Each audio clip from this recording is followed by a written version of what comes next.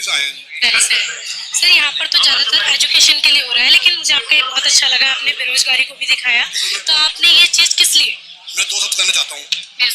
ये नीट की तैयारी के लिए यहाँ बच्चे ये नीट के पेपर लीक के लिए आए हुए हैं। नीट के पेपर जो लीक हुआ है SSC की, UPSC की हुआ, आत्महत्या कर ली, और जो बच्चे भी तैयारी कर रहे हैं, यदि पेपर लीक होएगा तो क्या होगा, उनके भविष्य चूर चूर हो जाएगा, सपने चूर चूर हो जाएंगे, वो क्या होंगे, बेरोजगार हो जाएंगे मेरी तरह। मैं तो चलो कम पढ़ा लिखा हूँ, बेरोजगार हो गया, 12वीं पास हूँ मैं। वो तो बेचारे क्या कहते ग्रेजुएशन कर रखी है और आगे तैयारी कर रहे हैं, तो उनका ये हाल ना हो जाए, तो मैं इनको सपोर्ट करने आया हूँ कि बच्चों घबराओ मती, मैं बेरोजगार तुम्हारा गार्डियन हूँ, मैं तुम्हारे साथ हूँ। तो मेरा बच्चा भी छोटा है, 12वीं पास कर ली उनने, BA कर रहा है और SSC की तैयारी कर रहा है। कल को वो आत्महत्या ना करे, मैं अपने बच्चों को बचाने के लिए यहाँ आया हूँ। और मैं सिविल डिफेंस से बेरोजगार हूँ, सिविल डिफेंस में कार्य करता हूँ, खाकी वर्दी वाला हूँ मैं, कोई ऐसा बताओ नहीं हूँ मैं। 31 अक्टूबर 2023 को मुझे अच्छी तरह याद है, 23 था ना, 31 अक्टूबर 2023 को मैं एक तुगल की फरमान से बेरोजगार कर दिया गया। हमारा क्या कसूर था? मैं उन नेताओं से पूछना चाहता हूँ, उन अधिकारियों से पूछना चाहता हूँ जिन्होंने लेटर बना के तैयार करा, 1968 के एक्ट का हवाला दिया कि तुम समाज सेवा कर सकते हो, रोजगार नहीं कर सकते। दिल्ली के बाहर जितनी सिविल डिफेंस है सब रोजगार कर रही हैं, एक हमारे से दुश्मनी क्यों? मैं पूछना चाहता हूँ। ठीक है, फिर मैंने 8 साल काम करा दिल्ली सिविल डिफेंस के द्वारा ट्रेड एंड टैक्स में, ऐसे 40 विभाग और भी हैं, उन्होंने काम करा, उन्हें 10,792 मेरे बहन भाई एक झटके में निकाल दिया। चलो मैं अकेले निकल गया, कोई बात नहीं थी। सर आपको निकालने के पीछे की क्या वजह थी? 1968 का एक्ट का हवाला देते हैं ना, तो मैं कहता हूँ हमारा इंटरव्यू लीजिए। मैं खुद तो गया नहीं था सेल टैक्स में कि मुझे नौकरी पर रख लो, सरकार ने तो मुझे नौकरी पर रखा है ना। DM SDM IAS ऑफिसर होते हैं मैडम, DM जो होते हैं डिस्ट्रिक्ट मजिस्ट्रेट, IAS होते हैं, वो SDM होते हैं, दानिश होते हैं, उन्होंने हमारा इंटरव्यू लिया है। ये तो उन्हें देखना चाहिए था ना कि सिविल डिफेंस में रोजगार है कि नहीं है।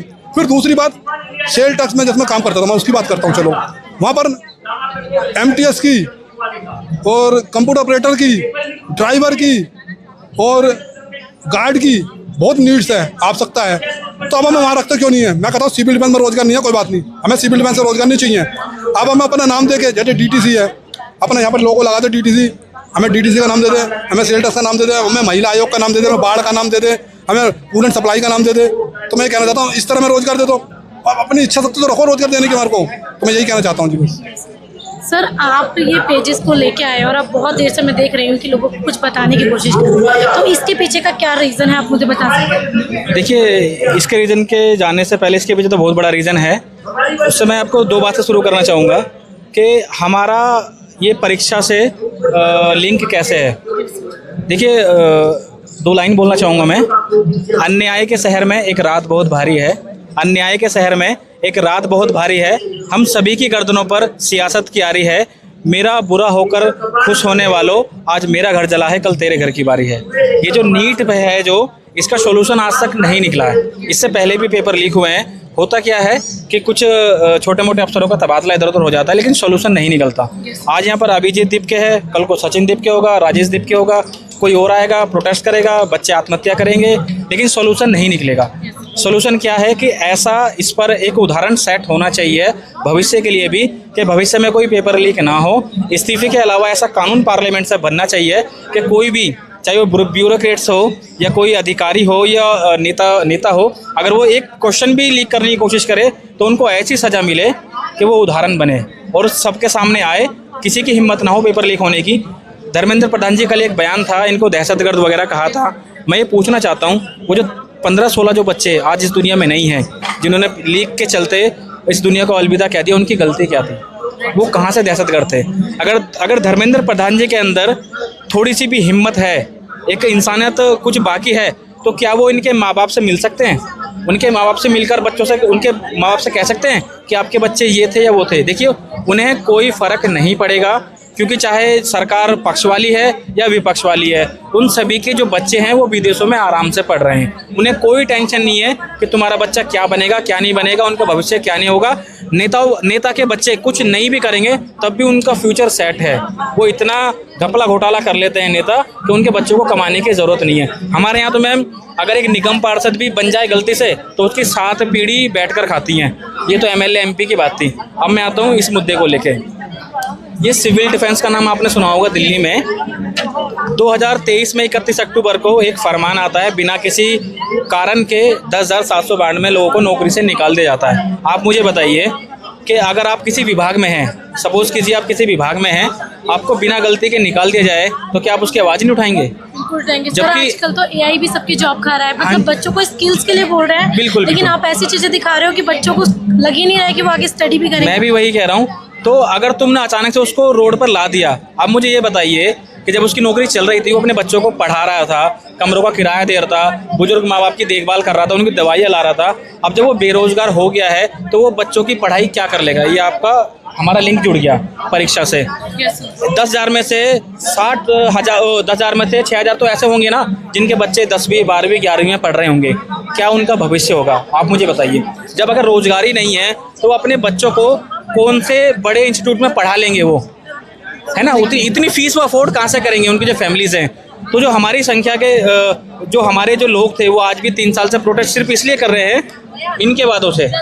आप देख लीजिए, विजेंद्र गुप्ता जी ने चुनाव से पहले कहा था कि हमारी सरकार बनेगी तो हम आपको पुनः रोजगार देंगे 60 दिन के अंदर। यही सचदेवा जी ने कहा था कि हम आपको रोजगार देंगे आप हमारी सरकार बनते ही। लेकिन आज ये दोनों ही नेता गायब हैं। विजेंद्र गुप्ता जी का तो प्रमोशन, देखिए मैं बता रहा हूँ, विजेंद्र गुप्ता जी का तो प्रमोशन हो गया, वो अपोजिशन से सीधा चले गए कहाँ पर? विधानसभा की गद्दी पर। उनका भविष्य सेट है, उनके बच्चों का भविष्य सेट है। मैं सिर्फ इतना पूछना चाहता हूँ कि जो आपने वादा किया था, इस वादे का क्या हुआ? अगर ये लोग उनसे मिलने के लिए जाते हैं तो ना तो वो अपने किसी भाजपा कार्यालय पर इनको मिलने देते हैं, ना ही वो अपने दफ्तर में इन्हें आने की अनुमति देते हैं। तो ये जब इन्होंने क्यों कहा था कि चुनाव हमें जिताओ, हम तुम्हें नौकरी देंगे, अगर पूरी नहीं कर सकते हो तो ऐसा झूठा वादा क्यों किया था? और ये सिर्फ विजेंद्र गुप्ता जी ने नहीं किया था, बड़े बड़े सांसद थे इनके, सब ने ये किया था। आपके चैनल के माध्यम से मैं यही रिक्वेस्ट करना चाहता हूँ, जो ये गरीब मध्यम वर्गीय परिवार के जो बच्चे हैं, उनके जो माँ बाप हैं, उन्होंने आपको वोट देकर कोई गलती नहीं की है। अगर इंसानियत आपके अंदर बाकी है तो जल्द से जल्द इन्हें रोजगार देने का काम करो, जो आपने चुनाव से पहले इनसे वादा किया था। सर आप लोग तो उन बच्चों को समर्थन करके आए हैं, तो आप ऐसे और पेरेंट्स को क्या बोलना चाहते हैं कि वो लोग भी अपने बच्चों के लिए सोचें और देश के भविष्य के लिए सपोर्ट करें? देखिए, हमारा मुद्दा रोजगार का था, जो कि मैंने संक्षिप्त में अपनी बात रखी कि हम यहाँ पर क्यों आए हैं।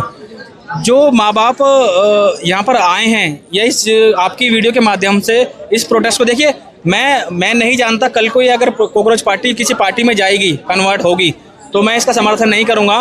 लेकिन इन्होंने जो मुद्दा उठाया है ये आज के लिए बहुत ज़रूरी है और ये भविष्य के लिए बहुत ज़रूरी है। मैंने कहा ना, आज जो आग मेरे घर में लगी है, कल को ये तुम्हारे घर तक पहुंचने वाली है। शायद मैं और आप इसे नहीं देख पा रहे हैं, लेकिन ये आग वो डायन है जो धीरे धीरे हजारों लाख के परिवार के बच्चों को खा जाएगी। तो इससे हमें बचने की बहुत ज़रूरत है और इसीलिए मैं इस पीसफुल प्रोटेस्ट का प्रदर्शन कर रहा हूँ। धर्मेंद्र प्रधान को इस्तीफे के अलावा पार्लियामेंट में ऐसा कानून बनना चाहिए, किसी में हिम्मत ना हो कि एक प्रश्न को भी हाथ लगा दे। लीक तो दूर की बात है, एक प्रश्न को भी हाथ लगा दे, ऐसा कानून बनना चाहिए। अगर कोई कानून नहीं बनता है, 2-4 अधिकारियों का ट्रांसफर तबादला हो जाएगा तो उससे समाधान नहीं निकलेगा। कल को यहाँ पे सचिन दीप के, राजेश दीप के, फलाना दीप के वो खड़ा हो जाएगा, लोग आत्महत्या करेंगे। बस सर इतना प्रोटेक्शन हो रहा है, लेकिन अभी आपको पता होगा कि बिहार में लखीसराय में भी 25 स्टूडेंट ऐसे थे जो फेक स्टूडेंट बनके उन्होंने एग्जाम दिया। मतलब अभी भी सरकार के लिए कोई डर नहीं है, लोग एक्शन नहीं ले रहे हैं। आप इस पर क्या कहना चाहते हैं? देखिए, अगर पहली बात तो मैं वापस घूमकर इस पे आऊँगा, मैं बिहार नहीं जाना चाह रहा क्योंकि उस बारे में इतनी मुझे वहाँ के बारे में जानकारी नहीं है।